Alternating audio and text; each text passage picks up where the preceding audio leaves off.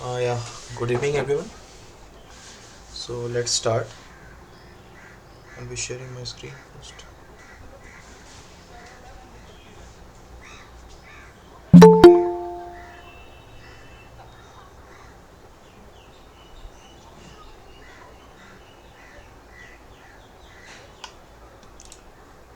So is my screen visible? Yes, sir. Yeah, fine. Cool.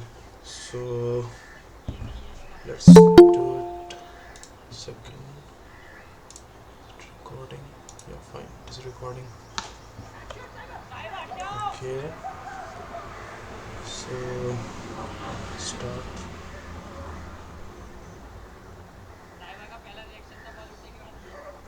Hmm. So quick introductions. So this is the course. This course is analog IC design,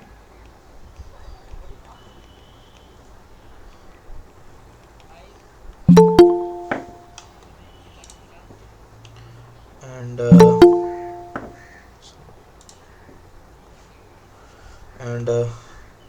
and uh, the instructor for this course is Dr. Shankar Aniruddhan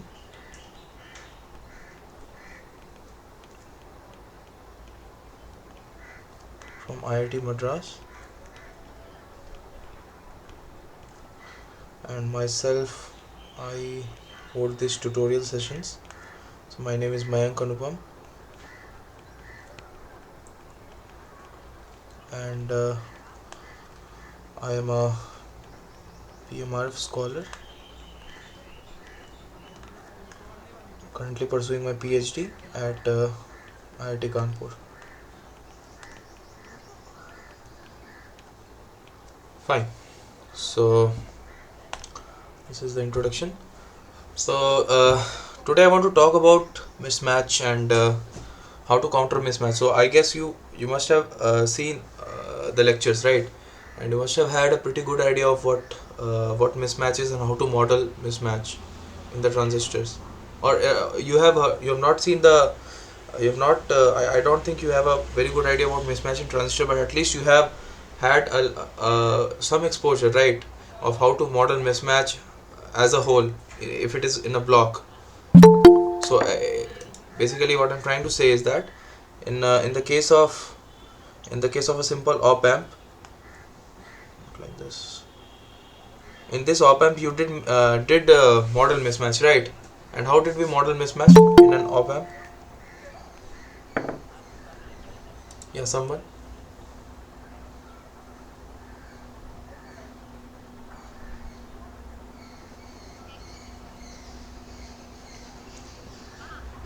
So what I'm asking is, uh,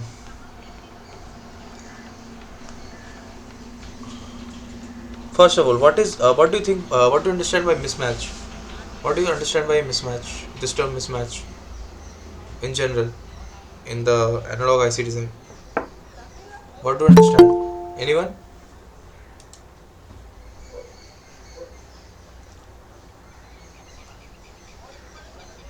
Come on, guys. This is a discussion session, not a. I am not holding lectures, right? So go on, speak up.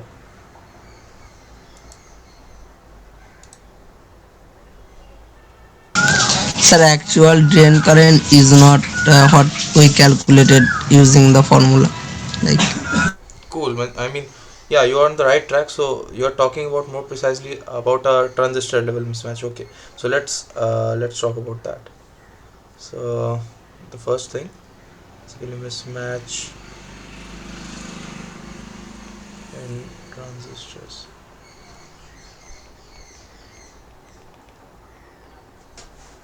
So yeah, basically we have some transistor, right? We have some transistor like this,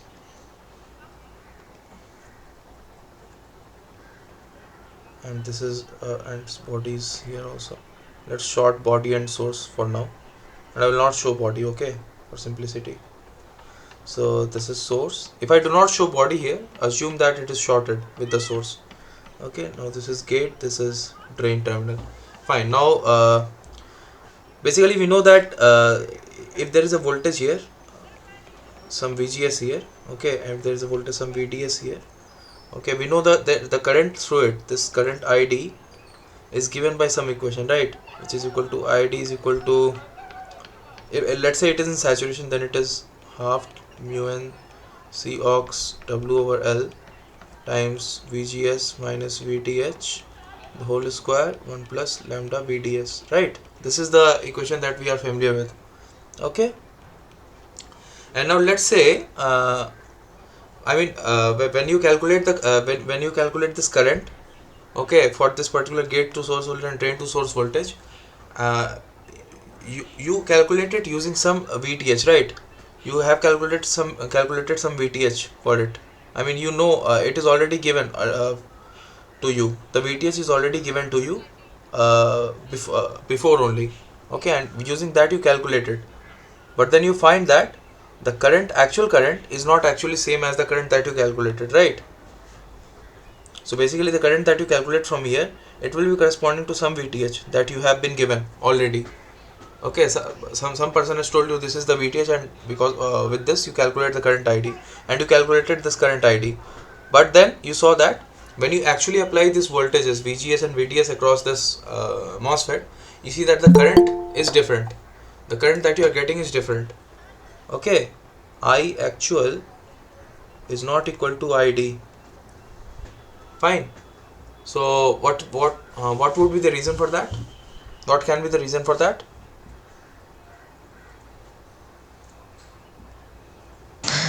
Actually, VTH is not what we are calculated. Correct. So this VTH here is dependent upon a lot of things. Okay, this VTH is a device dependent parameter. Yeah, body effect is there. Okay, so for now I assume that body effect is not there. Ignore body effect also. Even then there will be some problems. Okay, so this VTH here is extremely device dependent parameter. So when you fabricate this device, this MOSFET, as I told earlier also, so this is your oxide. Okay, then you have a metal, a poly here. Okay, which is basically acting like gate here, and in here you have this source terminal, and this is your drain terminal. Okay, something of this kind, and here is your substrate. Okay, this is your substrate, this is your P substrate, so this will act like body. This is supposed to be the body terminal. Fine. So what happens is that yeah, so the threshold voltage, okay, it is dependent upon a lot of things, which is basically a lot of things. Basically this is it depends upon the have you do you guys know about how this is fabricated actually? I mean, do you know about doping and all? Hello, have you guys heard of the term doping, how these devices are Yes, sir. fabricated? Yeah, fine. So basically this VTH here, it depends upon a lot of parameters. Let's not get into details, but loosely speaking, it depends upon a lot it depends heavily on the on this doping concentration that is here. Okay, so this is a P substrate. So what is the doping concentration here? What is the doping concentration here, everywhere? Okay, so it depends a lot on that. Now this doping concentration, when this device is being fabricated, this is not the doping concentration, it cannot be exactly what do I say, it cannot be exactly controlled. I mean, let's say you want to dope it with a concentration of let's say 1 part per million. Okay, but let's say it will change slightly when you start doping it from process to process. Okay, it will change. It may become 1.5, 1.2, like that. It will not be exactly 1, but it will change. It will drift across processes, across different runs that you take. And the profile, sorry, and the profile of threshold voltage variation will be kind of like Gaussian. Okay, so it will be of this kind. This is the threshold voltage variation. This is basically VTH, which is your nominal VTH, and so guys, I've been telling you a lot of times that please do not be late in my class, otherwise it becomes difficult for me, right? Fine. So this is your, let's say, VTH nominal, and it will vary around this point. This is the mean VTH or nominal VTH, nominal threshold voltage, and the threshold voltage will vary around this nominal threshold voltage value. Okay, around this nominal value, it will be it will be varying across different runs. Okay, let's say you have 50 MOSFETs with you. Okay, you have 50 MOSFETs, you have fabricated 50 different MOSFETs. So if you plot the threshold voltage of all those 50 MOSFETs, if you try to observe what is the threshold voltage of all those 50 MOSFETs, you will get a curve like this. Okay, this is basically number here, this is number, this y axis is number and x axis is threshold voltage. So basically you will see that most of the MOSFETs, their threshold voltage will lie very close to this nominal VTH, but a few MOSFETs you will see that their threshold voltage value is very far away. It is either very less or very high compared to the nominal value. Okay, so this is how variation actually looks like. This is basically mismatch in transistor. Mismatch, why? Because it is, you thought that it is its threshold voltage is basically VTH nominal. By the way, when you buy something from the market, they will always give you this nominal VTH only. When you buy a MOSFET and you read its data sheet, they will always write this nominal threshold voltage value VTH. When they write VTH, it will be VTH nominal. Okay, which is basically the mean of all the threshold voltages when they measure it across a lot of different MOSFETs. And they will also give you some variation, some percent variation, or how much it can vary, how much is the tolerance in this value. So like 5% or 10%, like this, they will give you that number. Yeah, so I was saying this only, that when you buy something from the market, buy a MOSFET from the market, it will be marketed with a nominal value like this, but then again it will have some threshold voltage variation, which will look like this Gaussian curve here. Okay, so is this clear? Yes, sir. Yeah, fine. So cool. So this was already explained. Now let's move on. Yeah. Now, sorry. It was also explained in the lectures, right? That this variation, this uh, any variation. Okay. Let's now talk about only threshold voltage variations.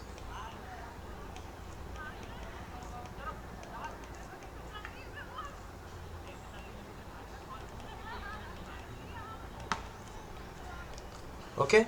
So you this was already explained in the lectures that this threshold voltage variation, it is like I said also, it can be modeled using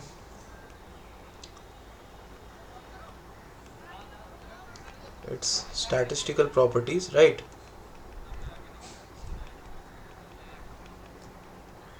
By the way, why do I model it using its statistical property? What do I mean by this statement?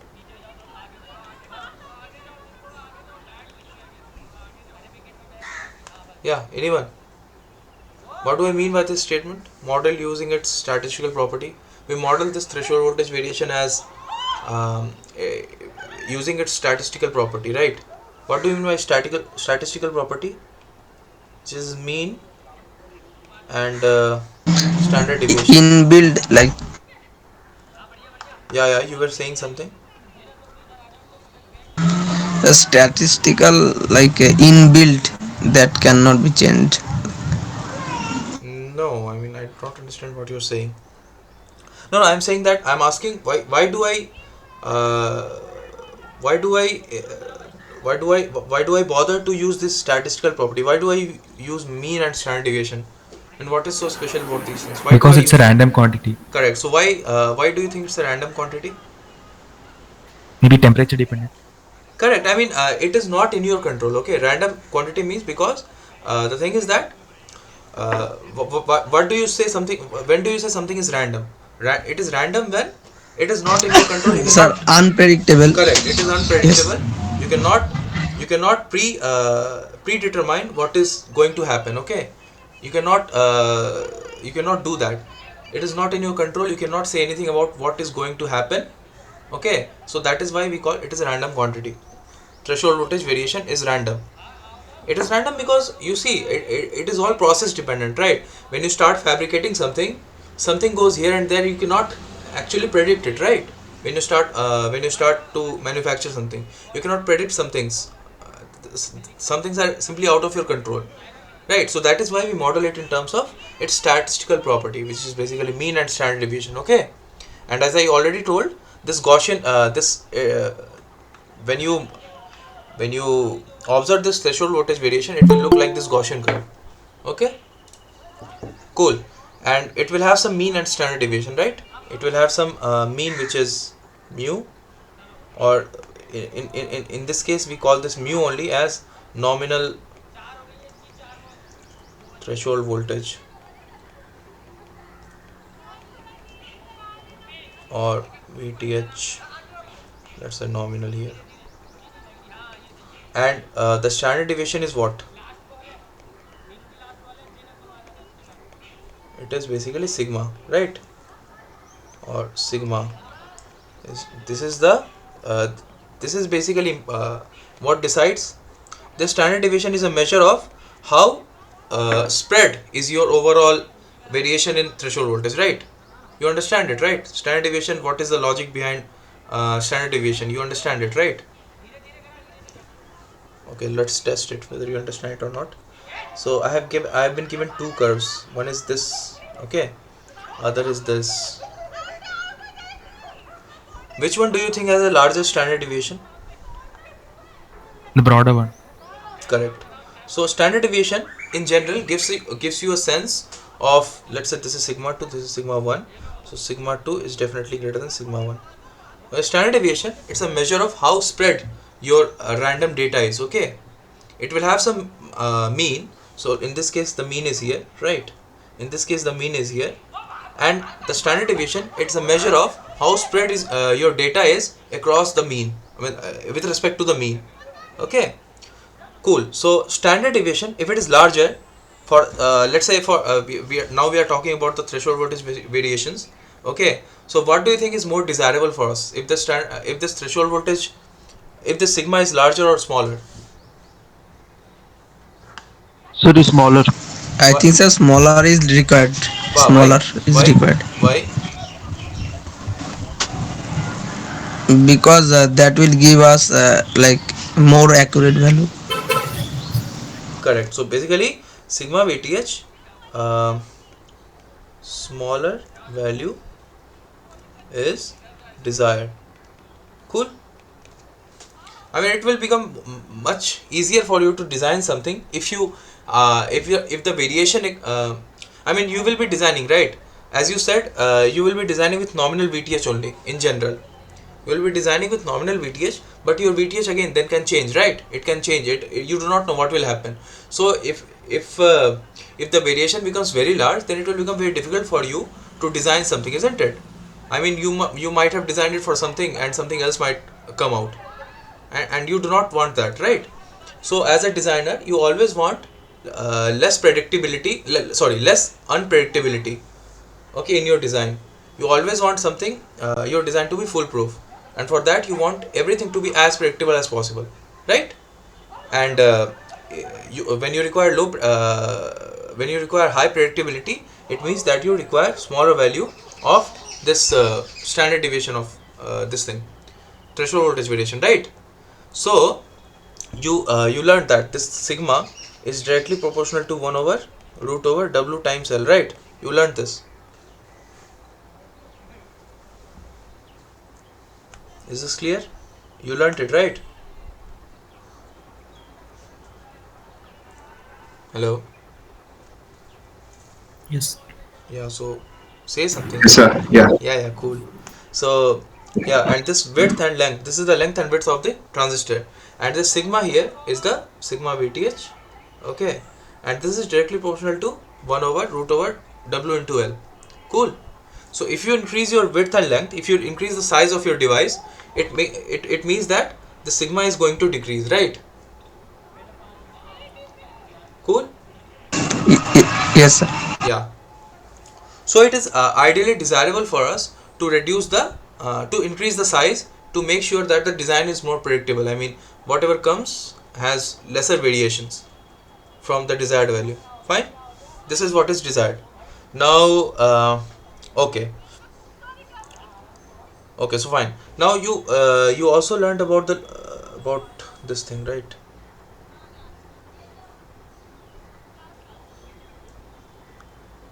Fine. So, by the way, there is also another reason because of which this you can understand that the sigma or the VTH is varying. Okay, let's say you want to have, this is your,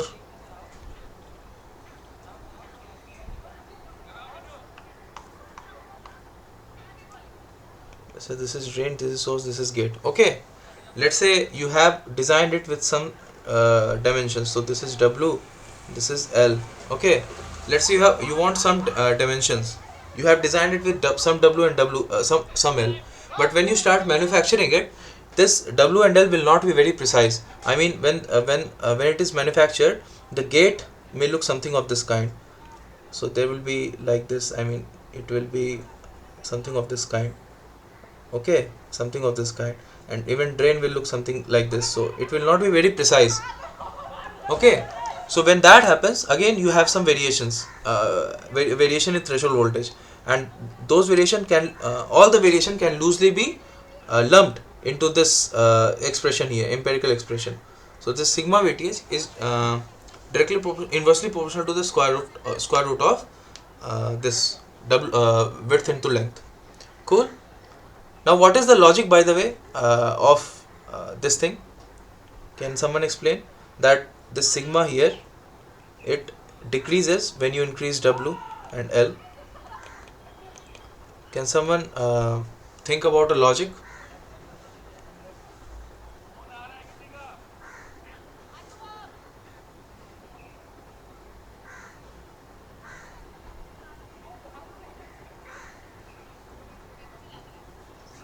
Hello? Yeah. Anyone? Okay, so cool. Let's. Larger the number, the deviation of the percentage is less. Yeah, I mean that is true. Actually, it comes out from the maths, but you can also understand it. Uh, So yeah, it comes out from the math. One way to see is do the maths, and you will see that since these are random quantities, they add in power and not in terms of, not directly. They do not add directly. They add in power, and you will see it comes out like that. Okay, that sigma starts to decrease when you increase W or L, or when you increase both of them. Okay, but there is something else which you can understand. Something that I wanted to give explain to you here.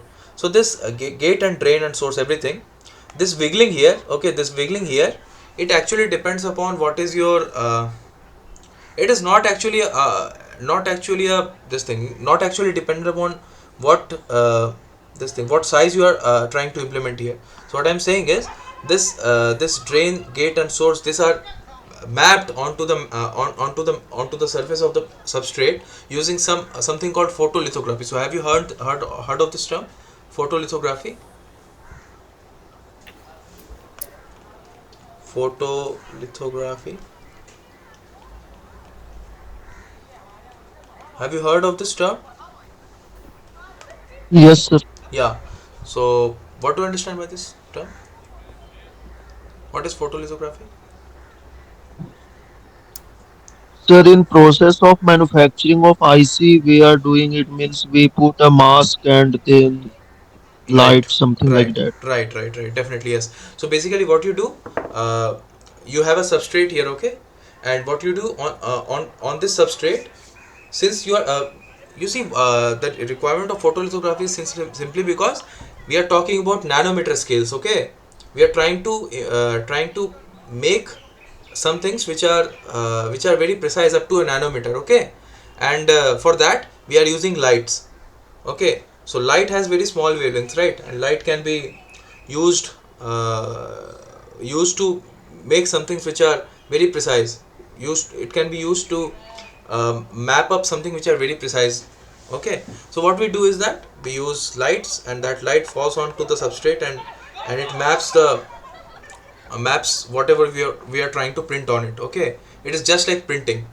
We are trying to print our desired desired lengths and widths onto the substrate using light. Okay, now this wiggling comes here, this wiggling here. Okay, this wiggling here, like this, it comes because this light here, it does not follow the exact path that it is supposed to follow. It has some diffraction and all, so it goes here and there. Okay, and that is actually a function of, more or less a function of its of the light itself. Okay, I mean, it is not a function of what size you are trying to implement here, W and L. It is not actually a function of that.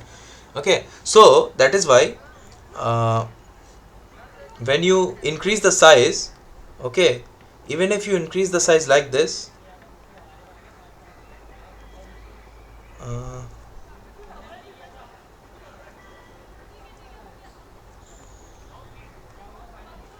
okay, even if you increase the size like this, the wiggling will be still that much only. Okay, the wiggling will be only this much. It will not go like this, it will not go crazy, it will be small only. So that is why if you talk about the percentage variation, it will reduce in this case, in the second case. Okay, so that's how it is supposed to work. I mean, this is one of the ways that you can understand it. Is that clear? I mean, we have heard, right, that when you increase W and L, the sigma is decreasing. It is basically because of this thing here. It is one way to understand it. Cool. So moving on. Now, how do we model this mismatch in transistors, or offsets basically?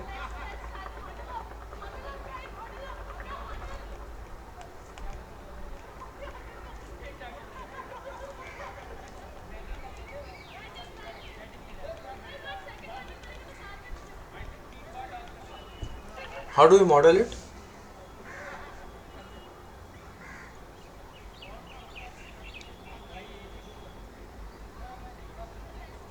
Yeah. So, someone, how do we model it?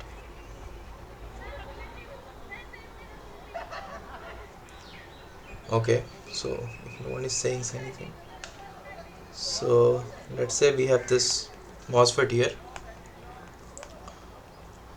This is your source. This is your drain. Okay, and this is its gate. Fine. So now let's say it was bought with, it was supposed to have this VTH. The VTH was supposed to, let's say, as supposed to be as VTH some nominal. Okay, and actual VTH, but actual VTH is what? VTH supposed to be, but actual VTH is something different, is equal to, let's say, some VTH nominal plus some V offset. Okay, so now how do we model it?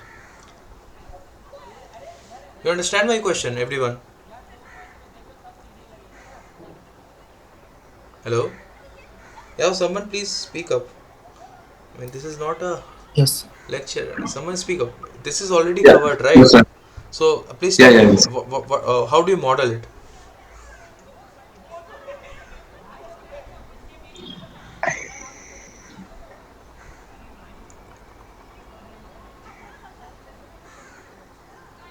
Okay, so now let's take a step back. If VTH is different from its nominal VTH, what is going to happen? Current will be different, right? Current will not be the same as expected, correct? And what is the one equation that is governing current in the transistor? This is the equation, right?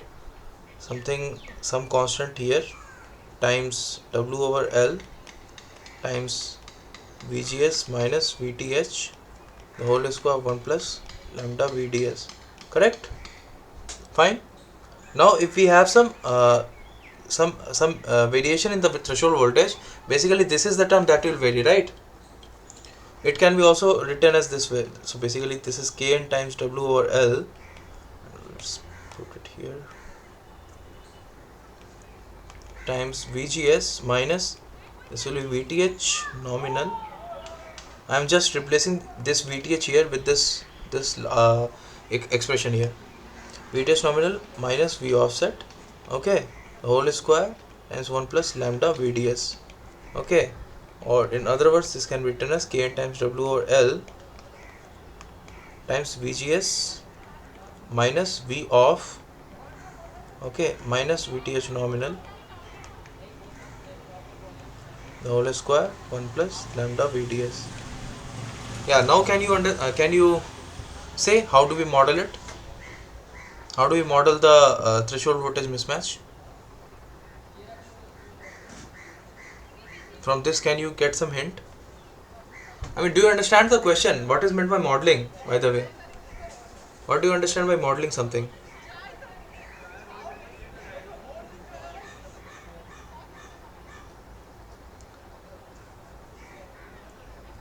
Keeping a voltage source V off at the source terminal. Yeah, you can do that. So basically, this someone is saying that we can do this. We put gate here, we put drain here, and we put us this thing like this. Right? This is what you're saying, right?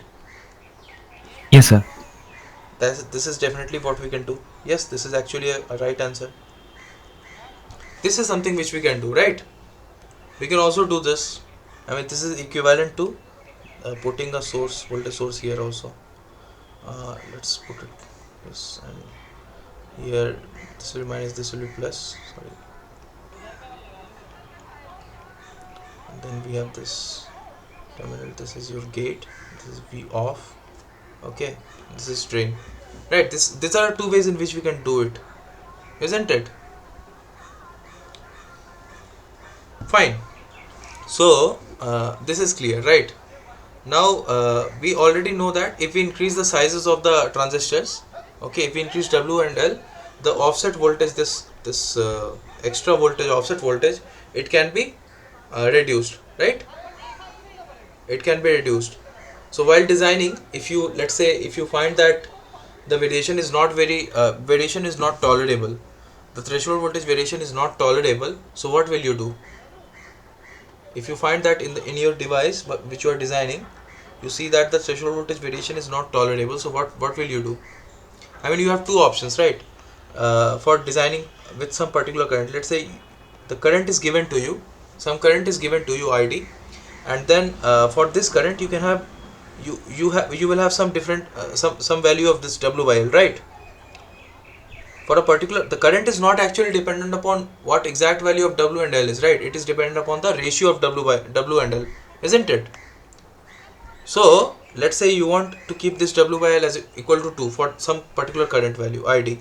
Fine. Now you have two options or multiple options you have. Let's say we have one option is that keep length as 1 micron. Okay. L is 1 micron and W is what? 2 micron. Other option is, let's say length is 2 micron and W is 4 micron. Similar. So and if you see that, and if you find that this, with this particular case, your variation or the sigma is very high, variation sigma VTH is very high, so what will you do?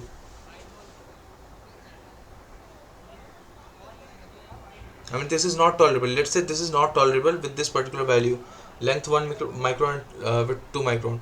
So what will you do? We increase W and L such that the ratio remains the same. Correct. So basically, second option you can choose, right? Yes, sir. Yeah. So this is the way that you proceed in your design also. You design, you find the W by L ratio, Okay, and then you will see you will have uh, multiple different values that you can choose from, right? Width and length. So you choose according to the necessity, that is you have to see that your sigma vth is basically under control. Now what is, I can also increase it very large, right? I can make it L is equal to 100 micron and W is equal to 200 micron. So what is the problem with this? I mean, I cannot go crazy with increasing these sizes. And what is the reason that I cannot go crazy with increasing the sizes?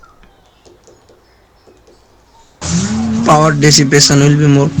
Okay, definitely one is power dissipation. There's also another reason. Cost. Area on the chip. Correct. Area. Also another reason. Speed Definitely, is yes. less. Correct. So when you start increasing the lengths, okay, it becomes very tricky. I mean, you will not be able to hit that speed which you desire. When you start increasing the lengths, and basically when you start increasing the sizes of the transistors, the associated parasitic capacitances of the transistors, they start to come into picture, and that will basically hit the speed, maximum speed that you can operate your device at. Okay, so these are some of the problems which come when you start increasing the size. So this is basically a trade-off that was also explained by Nagendra sir in his lecture, that speed and power display and everything is like, it's like a trade-off in between all this. You have to balance everything. Okay, there will be one sweet point where you will be able to design. If you start deviating from that sweet point, something will take a hit. Some design spec will take a hit. Okay, so you have to find that sweet spot while designing something. Cool. So okay, now let's move on to problems of today. By the way, so last any problem attempting last week's question?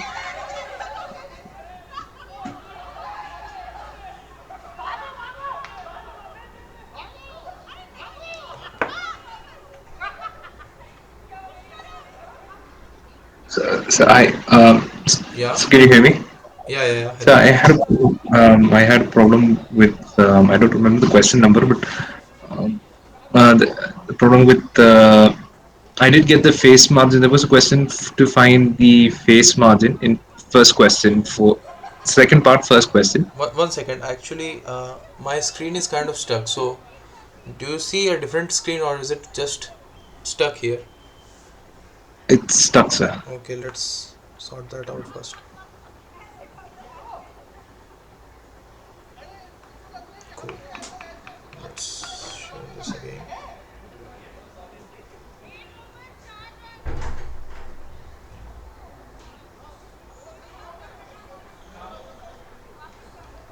Cool. So now it is visible, right? Yeah. Cool. And what was your question? So there was this question regarding find the value of C connected across the first output of the first inverter to Is ground was this such the that question? yeah, this was worse. Okay, so Then this one the B. What is the phase margin of the closed loop amplifier? Is this the question? no, it's C Capacitance C is connected between the like output of I1. output. This is the question, right? Third Yeah, one. Okay. A capacitance C is now connected between the output of I1 and ground to stabilize the circuit. So basically, you are connecting it here, right? yeah. Okay, it is only C, not C1. Okay, determine the value of C in nanofarad that results in phase 170 for the loop gain. You may assume that the phase from the dominant point in frequency is 90 degree. Fine. So what was the problem with this?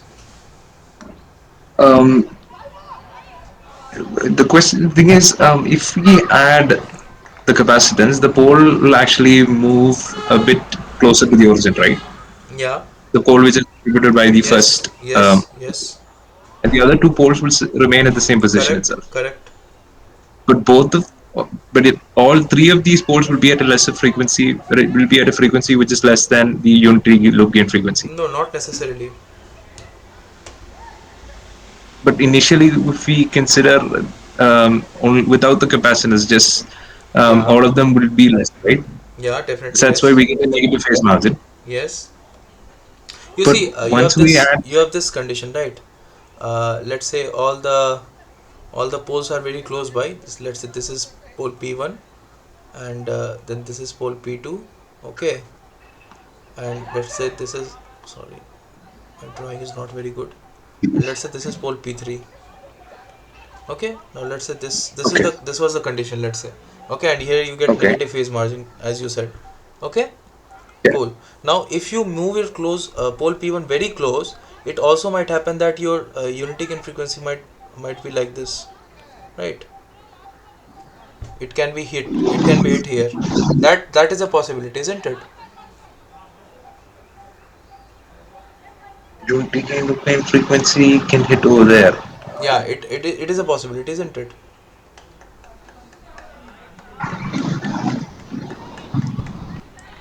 Okay, okay. But it's not like it's moving very, because okay. Is that clear? By the way, I mean, you understood what I'm Yeah, saying. yes, yeah, it's true. Yeah, yeah, it's possible. True. This is what is this is actually dominant pole compensation. Okay, so this is the its name is what we are doing here is it's called dominant pole compensation. Okay, so you may hear sometimes this, so I'm just putting it out there. This is called dominant pole compensation. So one compensation you heard as Miller compensation, right? Yeah, And other was feed forward compensation, right? yeah. And the third one is dominant pole.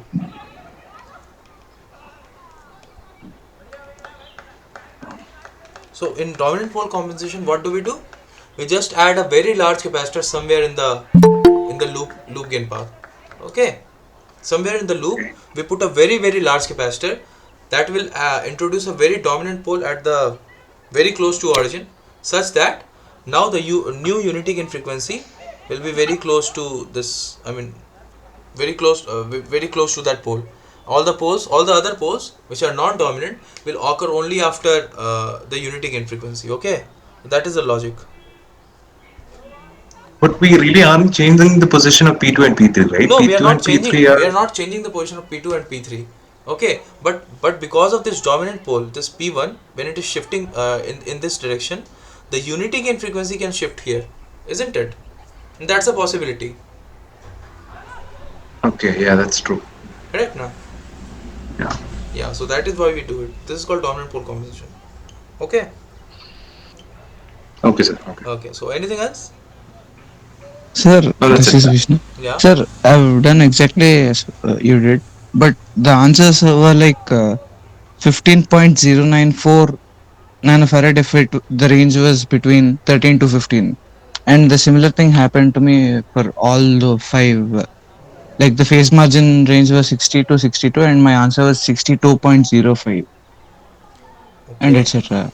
So, like, can I write a mail about You that, can write it. You or can write it. I should give up? You can write it, and you can, before writing a mail, you should also check your solution. Okay, whether you have attempted a Yes, sir. Yes, calculation sir. mistake or not somewhere.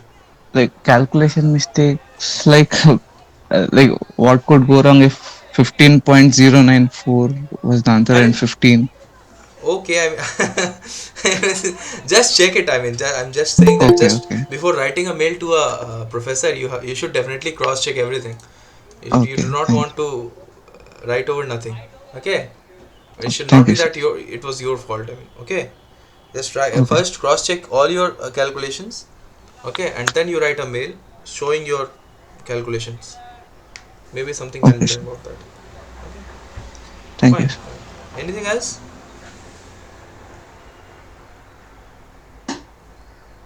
Okay, so let's move on to this week's problems.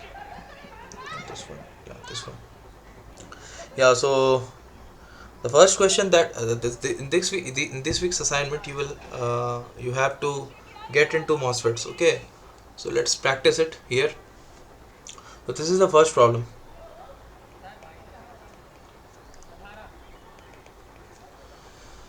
Okay, so figure one. Is this visible, by the way? This problem? I think it should be. Yes, sir. Hmm. Yeah, so figure 1 shows two current mirrors. Okay, this you have heard what is a current mirror. You know what is a current mirror.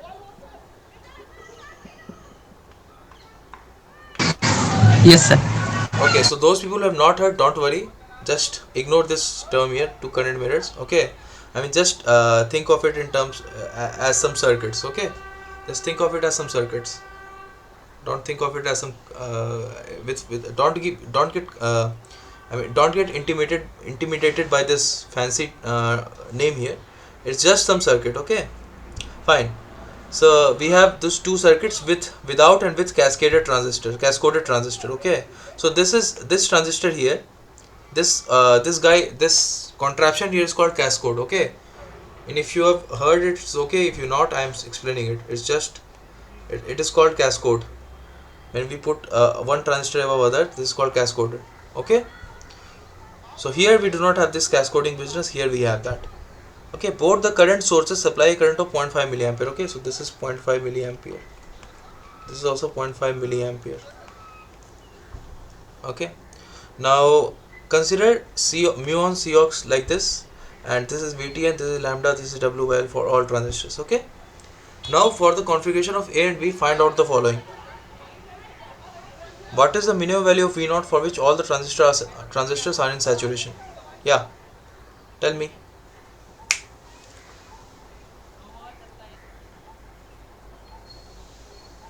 I mean, you have you know this relation, right? For saturation, VGS minus VTH should be greater than 0, isn't it? This is for MOS, for NMOS. Okay, VDS greater than and VGS minus. VDS should be greater than VGS minus VTH, right? This is for Minus BT. saturation, correct? So now tell me, first let's find out what are the different values of voltages, isn't it? First let's do that. So for the first case, for figure A, for this figure, for the A figure, what do we have? We have this current source here, then we have this transistor here, and we have this connection here like this. Sorry,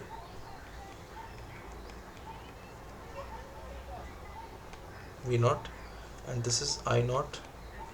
Okay, and we have this condition here, right? So this is zero point 0.5 milliampere. Now tell me, what is the value of this voltage here? What is the VGS here? Sir, we can find this as root 2 ID divided by mu on Cox W by L plus VTH. Yeah, so how does that come? I mean, Actually, sir, all it the is come from the main equation, that is square law what is that equation of equation? What is that equation? Tell me that equation. ID equals half into mu on Cox W by L and into VGS minus VTH whole square. Correct. And you are also forgetting this, by the way. 1 plus lambda 1 VDS. plus lambda, yes, lambda. Okay. So, in general, while calculating DC operating points, so what am I doing here? By the way, I am calculating this operating point, isn't it? These are called bias or operating points. This VGS here, this is I am trying to find the value here. I mean DC value. What is the bias value of this? That is what I am trying to find here, and this is called finding DC operating points. Okay. Basically, I am trying to find out what is the DC values, DC biases or voltages at this point, and what are the currents flowing, DC currents flowing through the transistors. Okay, that is what I am trying to find out. So while calculating the operating points, you can ignore the effect of this lambda. Okay, to a first order, it doesn't make much. It doesn't matter very much. You can ignore it. Is that clear? Yes, And sir. sir, one question. Yeah.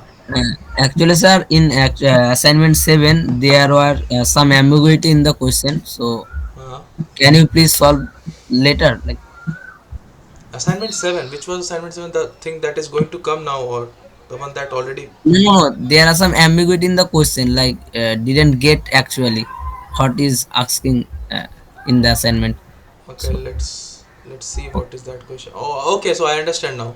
I mean that it must be the first question. I'm sure. First question and the last question. It must. Okay, yeah. So I also saw that. That was slightly confusing.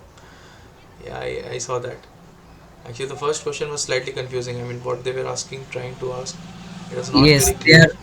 there was also given that R out of the device, so more complicated. Okay, so actually, I also have that confusion. So let's come to that. Okay, after this. Okay, sir. Okay. Okay, cool. So this is what it is. We can ignore to a first order. It will not matter much. It can be ignored. This lambda here, since lambda is very small quantity, and lambda into VDS will be generally very small compared to 1. Okay, so to a first order you can make that approximation and you can ignore the effect of this. Okay, if you do not want to ignore, it's okay. I mean, this will also not matter much, but let's say I ignore it. So from here we can calculate, right? So ID is given, right? And you want to find out what is VGS. So what will be the VGS value? As he said, it will be equal to what? 2ID divided by mu n Cox W over L, correct, plus VTH under root, isn't it? Yes, sir. Correct.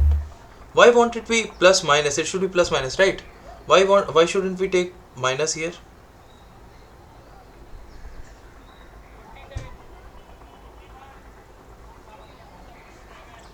You understood what I said? VGS should be positive, sir. Correct. VGS plus VTH, VGS minus VTH should be a positive quantity, because for saturation this has to hold, isn't it? So VGS minus VTS should be a positive quantity. That is why it will not be negative. It should always be positive here. Okay. Yeah. So tell me what will be the value here. So mu and Cox is given, right? 100 microampere per volt square. So let's put the values here. VGS is equal to what? It is 2 times, and ID is 0.5 milliampere divided by mu and Cox is what? 100 microampere per volt square. 100 into 10 to the power minus 6. That is 10 to the power minus 3. And into W by L is what? Is equal to 10, right? It's given, right? It is 10 for all the transistors. So it is 10.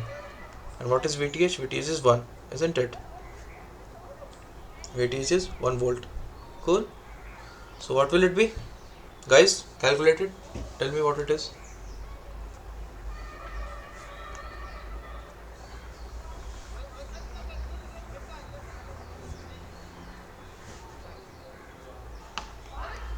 Sir, it will be 1 plus 1. Correct. 2 volts, right? 2 volts. So here it is Yes, 2 volts here, right? Cool. Fine. And similarly, what will be this voltage here? I mean, this is VGS is 2 volt, right? This is 2 volts. So what will this voltage be?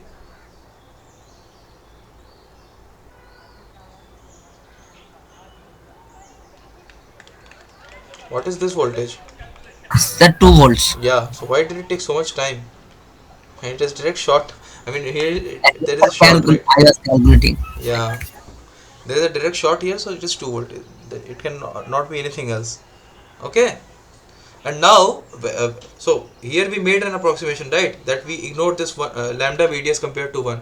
So let's check whether that approximation makes sense or not, isn't it? Whenever you make an approximation, you should, after that, you after the results come out, you have to check whether that approximation holds or not. If it is not holding, then you have to go back and remove that approximation. You have to redo it without the approximation. Okay. So cool. So what will be the value of lambda VDS? Lambda times VDS. What will it be?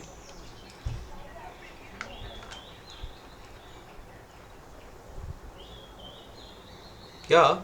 Say what will it be? 1 plus lambda VDS. I mean, say only lambda VDS. 0.1 into VG. Yeah. So it will be 0.2 volt. Sorry, not 0.2. It is simply 0.2, not anything else. Right. It will be a unit dimensionless quantity, 0.2 only. So is 0.2 much less compared to 1?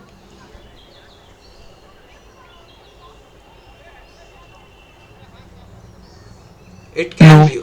Yeah, it is actually not very less. I mean, yeah, I said that for generally you have to assume that it is less than 10, at least 10 10 times. times lesser, 10 right? times. So but it's okay. I mean, in this case it will not matter much. The actual answer that you will be getting, if you consider VDS here, if you consider this effect here, long channel effect, short channel effect here, it will not be very different from what we already got here, 2 volts. Okay, it will be slightly different, but it will not be very different, so it's okay. I mean, to first order.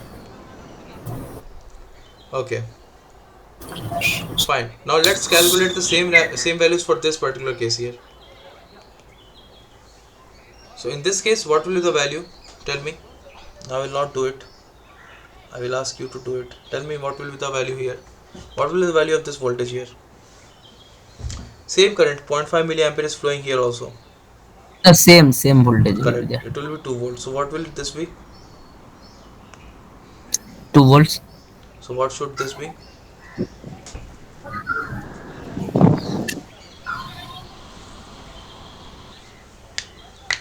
3 volts, sir. Why do we say that? So because VT is equal to 1 volt, so What? What? VG is what? uh, sorry. Okay, so let's do it. We have ignored body effect here, okay? We are not considering body effect. Yes, So sir. all the transistors are exactly same, right? In that case, 4 4. okay? So we know that for this current to flow, this zero point 0.5 milliampere current to flow across this transistor, this M1, we require VGS is equal to 2 volts, right? Correct? Yes, sir. Both. Yeah. So this transistor also should have VGS is equal to 2 volt, isn't it? Yes, So if its yes, sir. source is at 2 volt, what should be the gate voltage be? Sir, 4 volts. Correct. It should be 4 volts. And what is this voltage in that case? Again 4 volts. Correct. It is 4 volts. Right. Now if it is 2 volt, fine. Let's leave it at that. Do not need to consider what is the minimum value of V naught for which all transfers. So this exercise, let's forget about this exercise. We will do it later. This will come later. Okay. So this will do later. But for now, what I wanted to want you to do is, let's find out the small signal parameters, right? So what do you think happens for what do you mean by what? How can you find R out? I mean, this R out is a small signal parameter, right? Okay, let's. So this is a transistor GM here. Sorry, this is a transistor here. You have its source. This is the gate. This is drain. Its body is, let's say, connected to ground. Okay, this is body. So what is the small signal equivalent of this?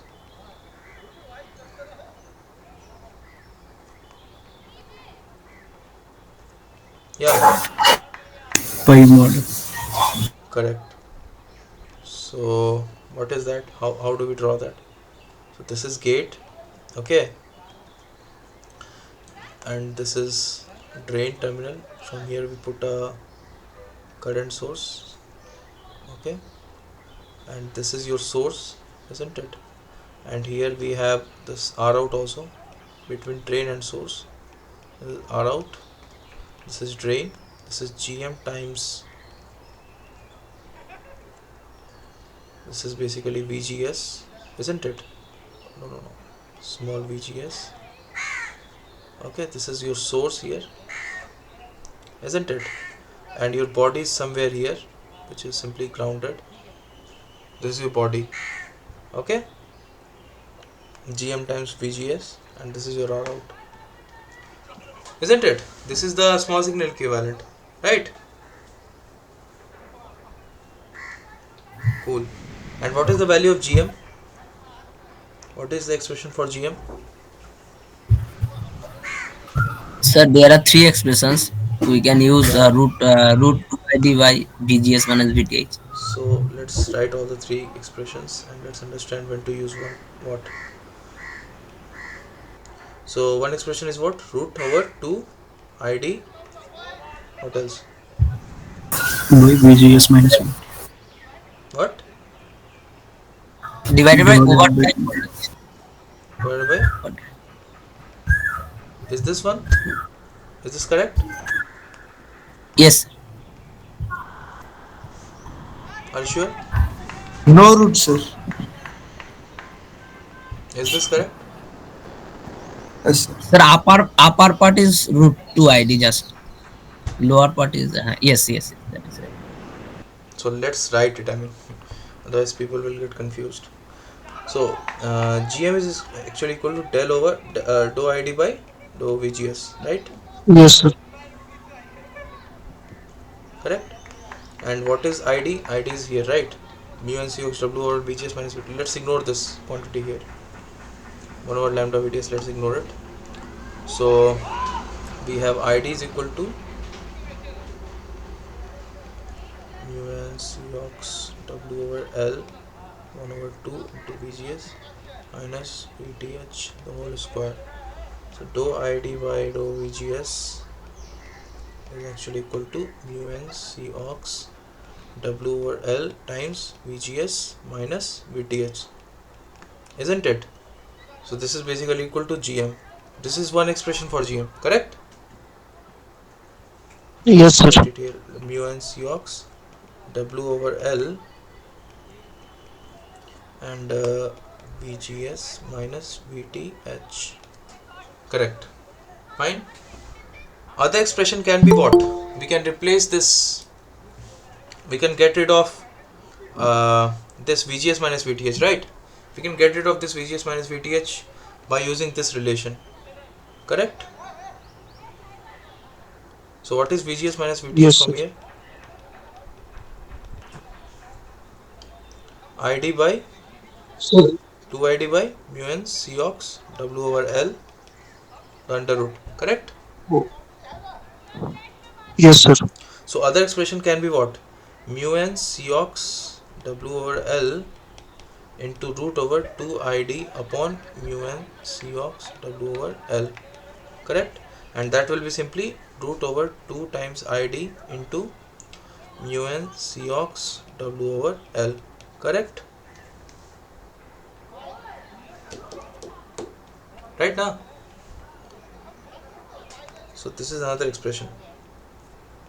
Am I wrong or am I right? Yes, sir, right. Right, sir. Correct. This is 2ID times mu n C ox W over L. Correct.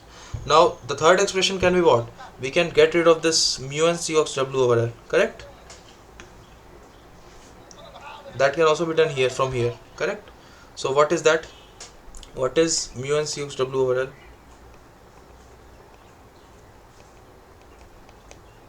It will be equal to what? ID upon or 2ID upon VGS minus VTH V the whole square. minus VTH whole square. Correct. Yes. Now if we replace it here, so what we'll get? We'll get GM is equal to 2ID divided by VGS minus VTH, isn't it? Right now. So we shouldn't have a square root here. Okay.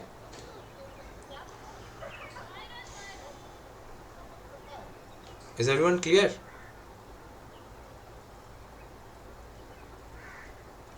Hello? Yes, sir. Yes, yes, yes. Yeah, yeah. Now what do you think? Which one should be used when? Which expression should be used when? In what scenarios? Sir, when ID and VGS minus VTH are the two variables, then last one is applicable. Like this 2ID divided by VGS minus VTH. Correct. So definitely yes. True, true. So can you give me a so basically these three equations here, uh, this equation is not very this thing.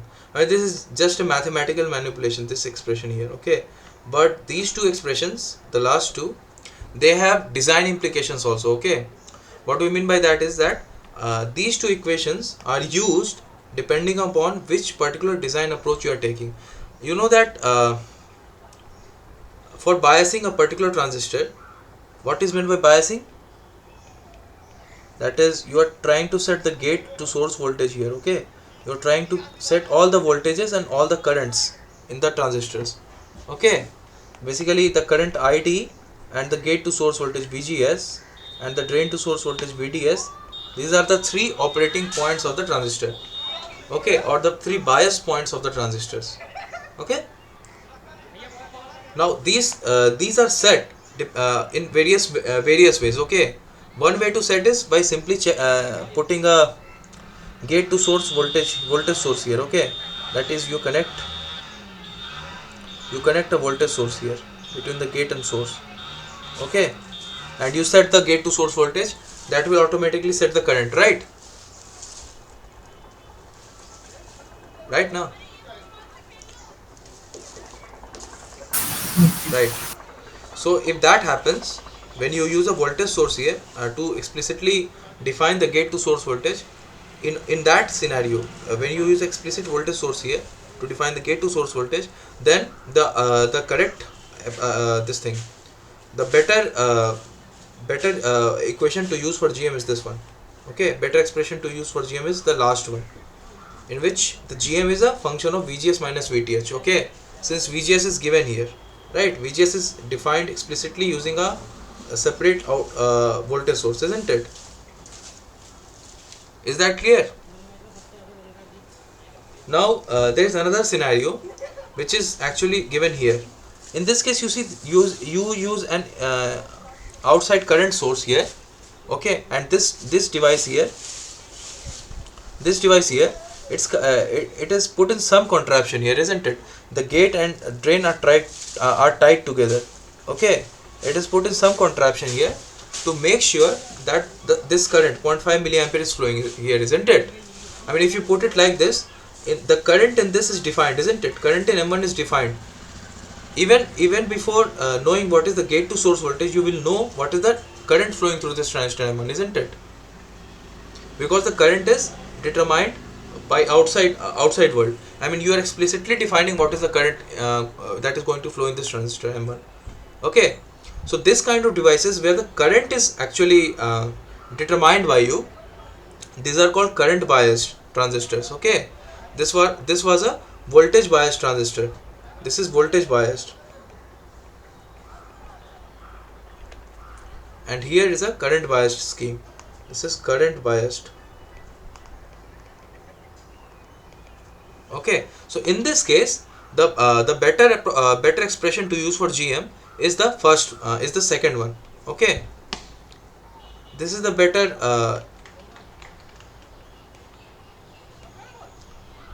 better equation to use in this case when the device is current biased, because the current is given here, isn't it? You see, the current is given here. Is that understood by everyone? Is that clear? Yes, sir. Yes, Okay, sir. fine. Now moving on, let's now write what is the expression for R out. What is that expression for R out? It is 1 over lambda ID, isn't it? It is 1 over lambda ID. Now this lambda is a device dependent parameter. Lambda is channel length modulation parameter, right? CLM parameter,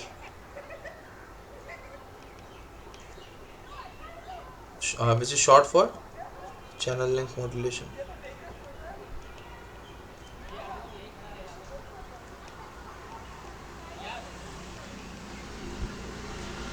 Okay, so this is short for channel length modulation parameter. And the current ID, this is basically, this is the current bias current of the device. Fine. When you know all these parameters, you can find out when you know all the bias values, you can find out what is the GM, what is the R out, and everything else, isn't it? Cool. Now one more thing that you need to know about this parameter lambda is that let's talk about lambda here.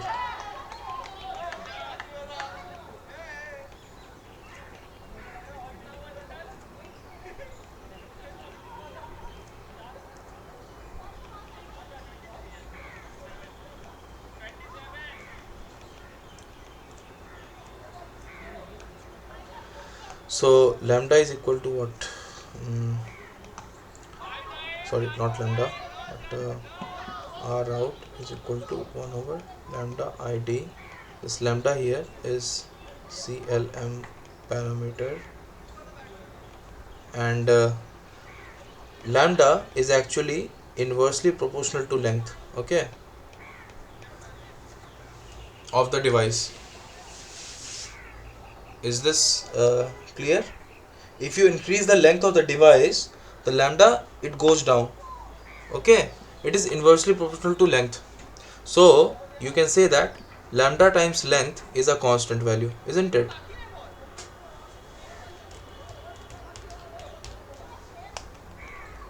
It is some constant. So in cases where you I mean, you cannot, the lambda value is not same for all the lengths. It actually increases with decreasing length and decreases with increasing length. Basically it's inversely proportional to the length. So if you find the lambda for a particular device and the length of that particular device, you see that its product is always constant. It is more or less constant, okay. So this is an important result. You need to keep it in mind, okay. Fine. So now that we have we know all of this, so do you guys know how to find out the this R out of a complicated network? I mean, for a single MOSFET, uh, let's do it.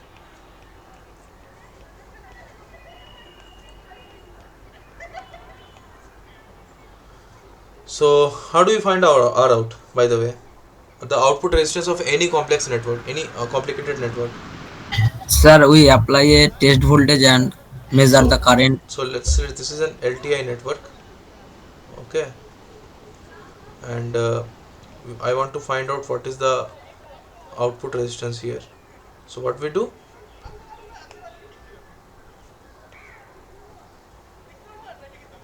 Yeah, yeah. Go on. You were saying something.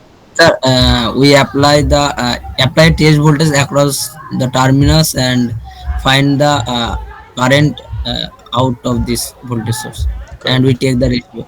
Yeah. So what do? We apply a voltage source here. Okay. We test and we find out what is the current I test that is going to flow through here, right?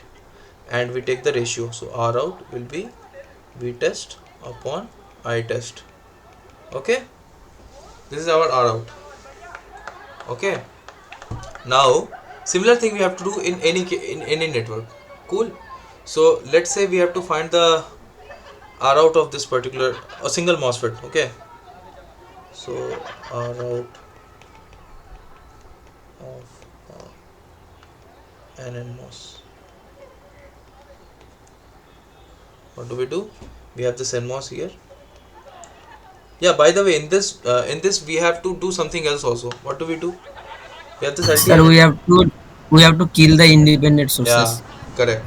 So basically we have to desensitize. Oh,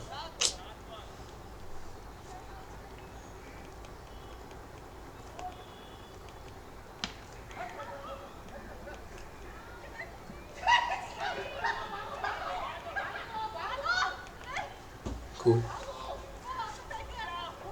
Yeah. So let's say you have this MOSFET here. It is biased with some, and on the top there is a current source here. Okay. And this is a condition like this. Mm, okay. This is not right. You have this condition here. Okay. And you have to find out what this is the output, by the way. Okay. This is your V out. So how do you find out the output resistance here?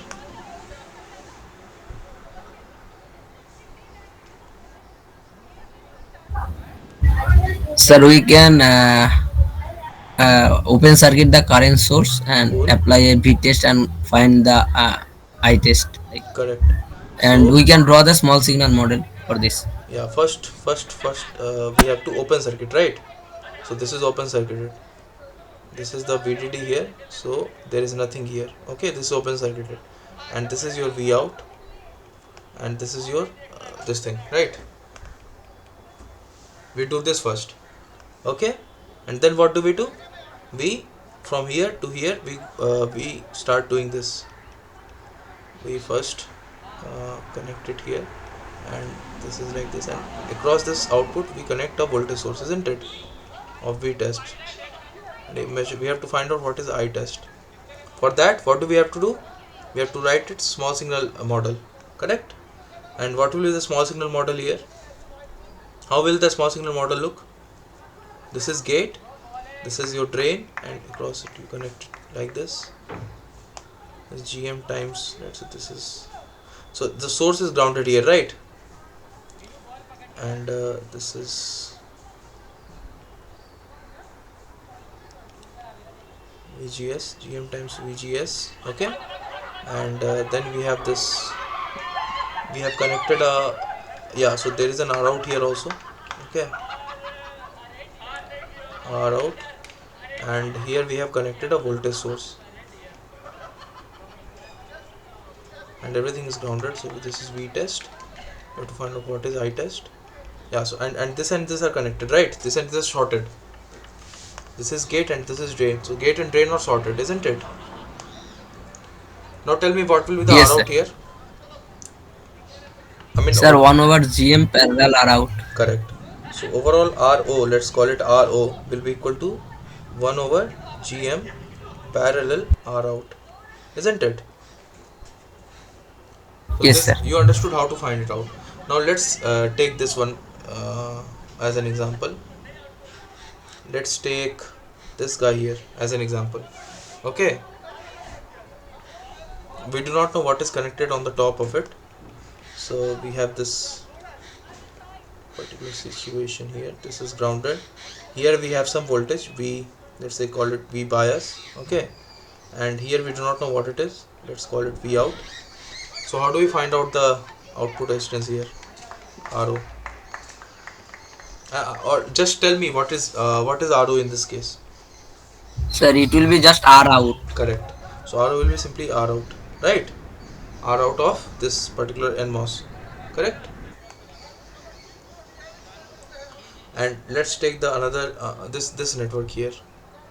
This network here. What will the R out here?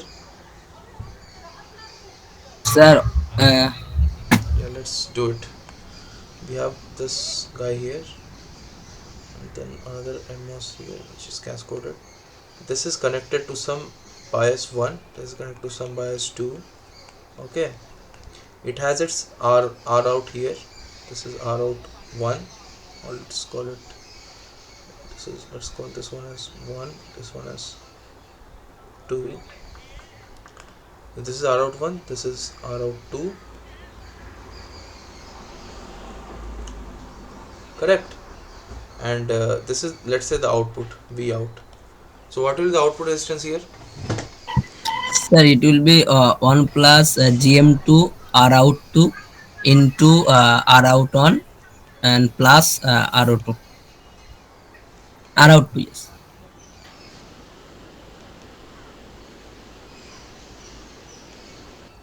Is this one the correct answer? Yes, sir. Yes. Right. So this is actually the correct expression. So I would like you to all of you to work out this expression. Okay. Similar way. So basically, you have to do the same thing. You have to apply a test voltage here, and you have to find out what is the current I test that is going to flow. Okay. And you have to replace both of these transistors with their small signal equivalent. Okay, and you will find this expression, 1 plus gm2 times r out 2 into r out 1, and this thing here. Okay, so in general it can be approximated as like this: gm2 times r out 2 times r out 1. Okay, it can be approximated in this manner. Okay, so now that we're clear on this, this is the most important question that I wanted to discuss today. uh,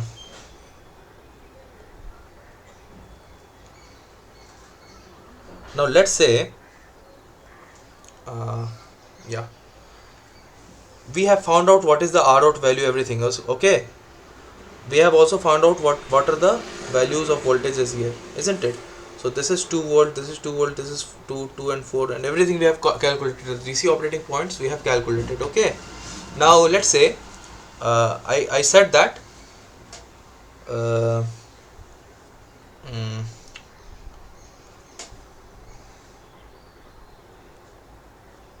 this V0 voltage here, okay, this V0 voltage here and this V0 voltage here, they are varying between two values. Okay, let's say this V0 here, it varies between 1 volt to 2 volts. Okay, same goes for here. Let's say this V0 also varies between 1 volt to 2 volt. So and we are asked to find out what is the change in current that will be observed here. How much current, I mean, how much current will be changing here because of this voltage variation V0. So what will be your approach to that question? Sir, for first figure, the current will be same, right? No, no, Like, no. If V0 varies and if there is some R out here, okay, so current will change, isn't it? oh yes, yes, if are out. Yeah, yeah. You have to assume some R out. Now I'm asking that, if V0 varies in both the figures, in this figure also, in this case also, in this case also, V0 varies between some two different values, and let's say those values are very close, not 1 and 2. As I said earlier, let's say this is like 1.002 volts to 1.004 volts. So what will you do? I mean, and we are told to, you are asked to find out what is the change in current due to that. So what will you do? How will you find out?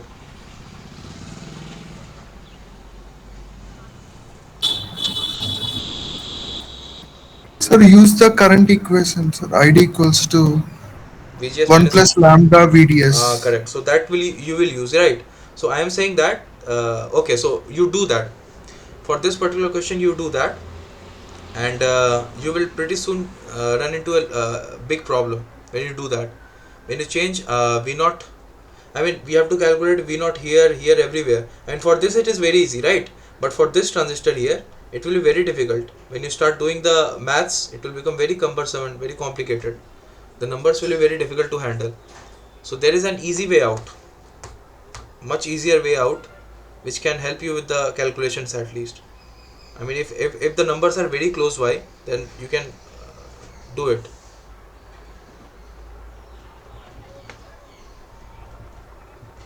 So basically, you see, I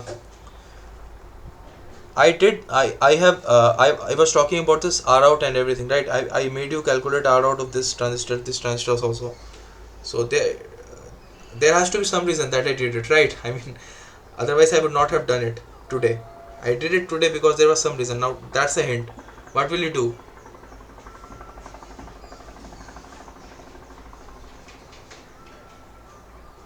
The question is that we have some V naught here. Okay, let's say this V naught was ideally equal to 2 volts. Okay, this V naught was biased at 2 volt. This also was biased at 4 volts. Okay, now I my V naught here, let's say I'm changing it from, let's say it is not 2 volt, let's say it is 2.01 volt. Okay, let's say it is 2.01 volt. Similarly here also, let's say it is 4.01 volts. Now if that happens, would you like to do the same thing once again? I mean, all the calculations, let's say this 2 volt came because of solving this equation, this complicated looking equation, the square law equation. But once you did that, you got this 2 volt. Now if this 2 volt changes to 2.001 volt, would you like to, I mean, would you be willing to go through the pain of solving this equation once more, or do you want to take some easy route or shortcut somewhere? Sir, RD remains constant. If you increase V, then I will increase. Right, I will increase. So I'm asking, so how will you find out what is the value of I in that particular case? V naught by RDS. Correct. That is what I'm asking. Yes. So this is the correct. This is an easier way out. When you have this very complicated looking network, and you are trying to find out. So basically, what is happening here is that across means above this V naught, the ideal value of V naught 2 volts. the this is slightly perturbed, right? 2 volt and 2.01 volt are very close to each other, isn't it? But they are not exactly same, but it is slightly perturbed, it is slightly changed. There is a slight disturbance in the value of voltage that is being applied here, right? So if there is a slight perturbation somewhere in the network, you need not solve it using the whole DC analysis or whole square law equation and all. You can solve it simply using small signal model. Okay, so you can assume that the 2 volt was ideally there, and over that you have applied an incremental voltage of 0.1 volts. Okay, you can assume that, or not 0.1 but 0.01. Yeah, you can assume that it is 2 volt plus 0.01 volt. So because of this 0.01 volt, what will be the change in the current? And that is given by what? It is simply V out, sorry, some V out divided by RDS, right? As this guy, as one of you pointed out, this will be the incremental change in current, right? So this will be the value in this case. Same goes here also. You find out what is R out here, which is simply this here. Okay, this is the R out here, and then simply because of the change in value of V naught, you calculate I change in current by simply using this equation. Is that clear?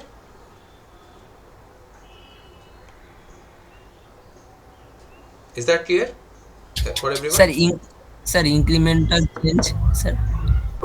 Yeah, yeah. So this is an incremental change, right? I mean, what is your question? Like sir, there was a uh, in a dependent current source GMBGS, and another current is flowing from R out, like R out 4 or R out 2. So these two currents are adding, right? So that you are saying incremental. I didn't get your question. This is R out 4, this is R out 2, and I am saying that this V naught here is 4 volts. Okay, ideally, let's say this is 4 volt. Ideally, you calculated it. Now I said that this 4 volt, it is changing slightly. It became 4.01 volts. Okay, so if it becomes 4.01 volt, and I ask you to find out what is the current I naught in that case, so what will you do? So will you calculate it again using that square law model? This will become a big mess calculation wise. So what I said is, in that case you can assume that this was 4 volt and plus you have some extra 0.01 volt here. Okay, 4.01, it can be written as 4.4 plus 0.01, right? Now I am saying that this 0.0, this, what you can do is you can calculate the effect of both of them individually instead of clubbing them together. You can say that due to this 4 volt, what was the current flowing here, that you have already calculated, right? And because of this extra 0.01 volt that you added here, the current that will be added, extra current that will be added, or which is basically the incremental current. Okay, the incremental current I naught that will be added here, you can simply calculate due to the 0.01 volt. And what will be that I naught? That will be simply V out, the change in V out divided by the output resistance R out, overall R out. Okay, so this network, okay, so maybe it is, let's say,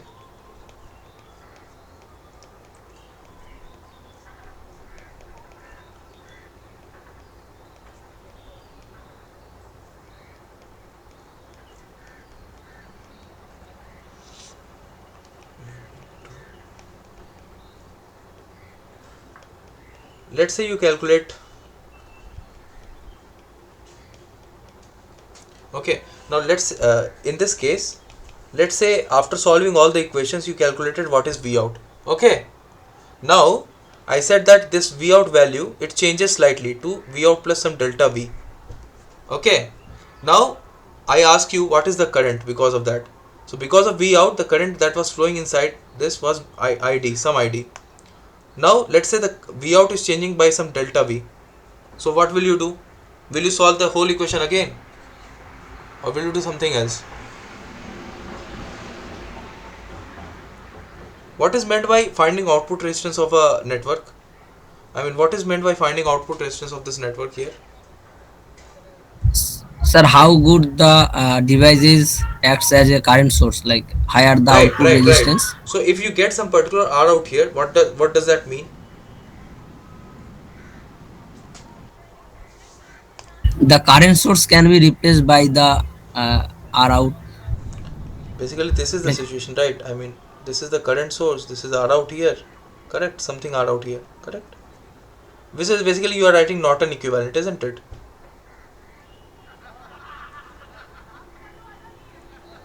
So, okay, so you see, this is when you find out R out of some network, it actually means that what you are trying to do here is that this R out is found out how.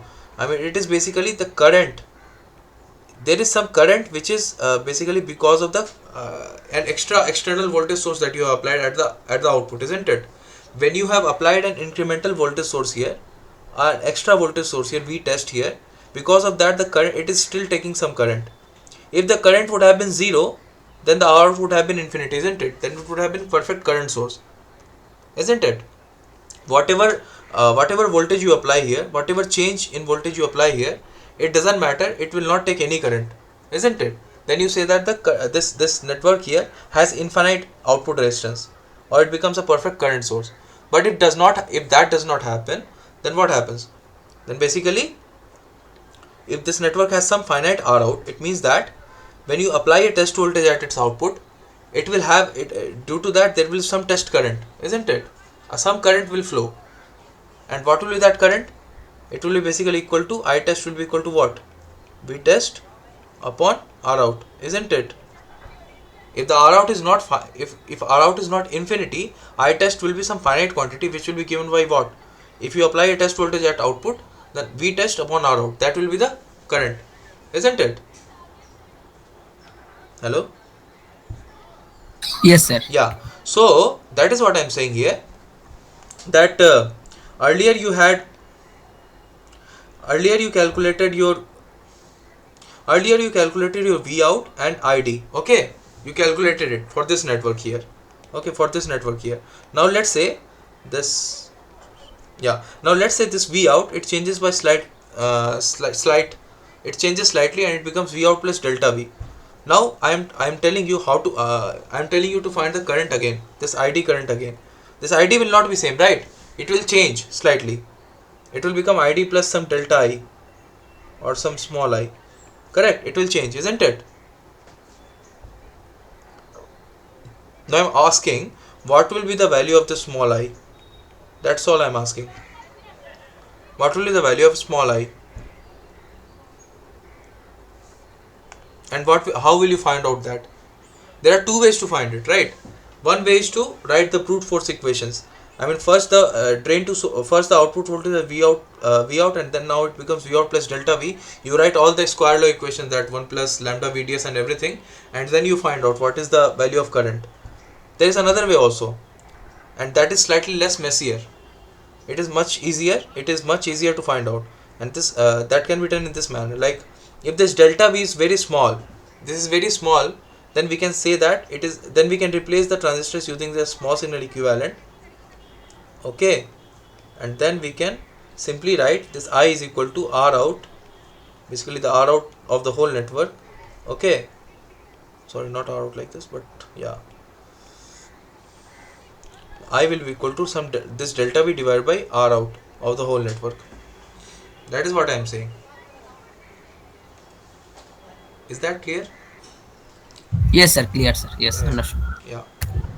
So this is actually what you will be needing, I guess, in your next assignment. This kind of modeling. Okay. I mean, if you can use small signal equivalents to find out to solve complex equations. Otherwise, it will become too messy to handle everything. Okay. Cool. So let's quickly look at this week's assignment. By the way, let's see if there's any trouble in that. Uh, Give me a second.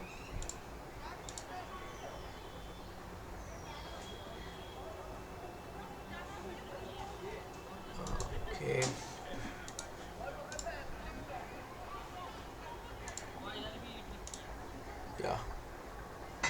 me share my screen.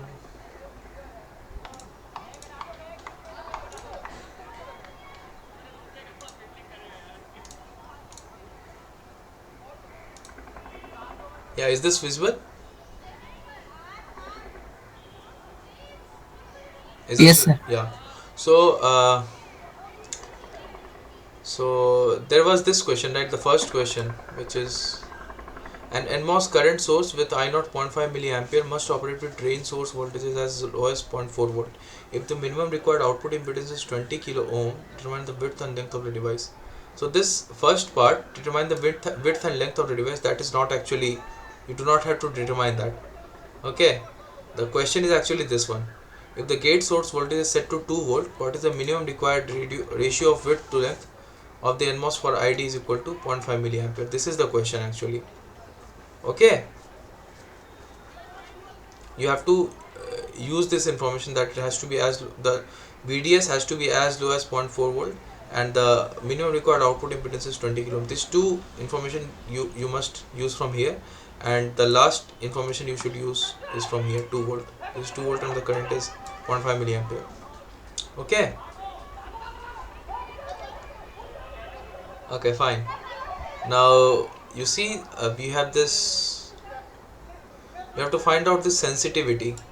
Calculate the sensitivity of I out to VDD, defined as del I out by del VDD, and normalize it to I out, that is calculate sensitivity in this question, that is basically here. Okay, so you can find it, isn't it? Third question. Yes, sir. Yeah, so this is not a very difficult job to do. Basically, you see this. Okay, so let's wait. Yeah, so everywhere you have to find this relative changes in I out everywhere. So everywhere you have to find this relative changes or things like that. You have to use basically small signal model. You can use a small signal model there. Okay, you can use a small signal model. You can also use large signal model, and you can write out the all the equations, and then you can differentiate it. That also you can do. It doesn't matter. It's up to you. What do you want?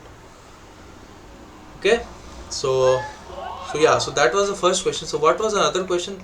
Some guy asked me that there was a confusion in the other question also.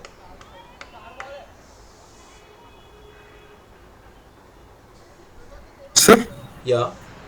sir, minimum VB equals to VGS2 plus VD sat 0, no, sir? What?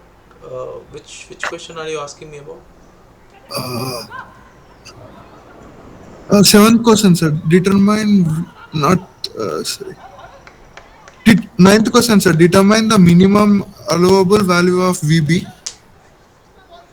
Yeah. Such that all the VB, devices are in saturation. VB will be confined to only two devices, no, sir. M3 and M2. VB equals to VGS2 plus VD sat 2. Yeah, I mean that you have to find out. That, I mean, basically you have to use the relation of saturation everywhere. Okay, and that saturation relation will be like basically VDS should be greater than VD sat. That's all everywhere.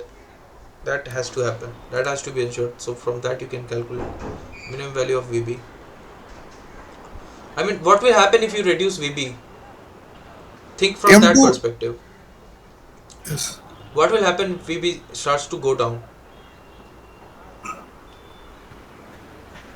M2 will come out of saturation region, Correct, sir. correct. Because why do you say that? Drain of M2 will be decreased if you decrease the VB, sir. Yeah, why should drain of M2 be decreasing? Current is constant. Correct. If you, Yes, because I out is going to flow through it through this device, right? M3, and for that I out we require some certain VGS minus VTS. That is called the overdrive, right? We require yes, sir. certain overdrive here, and because of that overdrive, this VY will also go down, and it will keep on going down until M2 is crushed. Basically, it goes Sir, out of here in operation. question, it is asked that to keep that all the transistors in saturation, sir. But VB is related to only M3 and M2, no, sir. That's my Yeah, question. yeah, it is only related to M2, M3 and M2. Yes, yes. Sir, in tenth question, sir. Uh huh. Uh, Sir, it is like that now, sir. If I increase that VP by 1 volt, Uh-huh. so in order to keep the current constant, what should I do with uh, that VY now, sir? Mm, not actually. One second. Now if the analog block changes that. Yeah, yeah, right. It looks like so. No, Sir, one generally, sir. second, one second. No, it is not actually like that. Now if the analog block changes, VP change. No, it is not that. The current will not be constant, right? I just solved this question just now, isn't it? This was a circuit just like this, and I told that if VP changes here, basically the current out I out also changes, right? Yes, sir. And because of that, each and every voltage will be changing. Vy will change, Vb will not change because Vb is coming from somewhere else, and there is no relation between Vb, Vp, and Vy, right? There is no Yes, direct sir. connection. So when Vp changes, Vb will be same, but Vy will change, I out will change, everything will change, and you can model this using this output resistance and all. You can use that. You can use small signal models to model that, to solve that. You can also use the large signal model. Doesn't matter. You'll have to write a lot of equation. It will become very messy. That is also something which you can do. But yeah, small signal modeling will be much easier in this case. And yeah, so everywhere that you are asked to find out what is the minimum value of something, maximum value of something, it is basically dependent upon the saturation conditions. Okay, VD sat and everything else. Basically, it will be coming from the saturation conditions only. I didn't discuss that today. I I hope you will be able to solve it. I'll discuss it next week. These things. Sir, change equals to initial minus final value now, sir. Yeah, Change can be negative also. yeah. Fine. Yes. Thanks. Yeah. So if there is a Sir, yeah, sir, basically, so for figure two problems, we have to have considered the lambda value, right? Like RO. it you may necessarily not also. I mean, for calculating the bias conditions, you can ignore lambda values. Okay, bias conditions calculation, you need not take lambda values into account. I mean, it's just what I Sir, do. Don't take my word um, for it. You solve it, okay? Solve it and see whether you can ignore it or not. And sometimes it happens that you may find out some value, but that value is not matching with the answer. So you will again blame me for that. So I mean, generally you can ignore lambda values for calculating bias conditions, but for small signal calculation you cannot ignore lambda. I mean, you have to have some lambda for small signal calculations.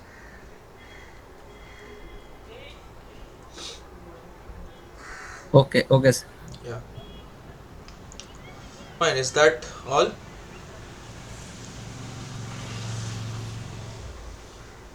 Yeah, if there's nothing else, then I can maybe And meet. Yeah, answer for the first question, we have to maintain VDS minimum is 0.4 volt, VGS 2 volts, ID 0.5 milliamps, yeah. and R out is 20k.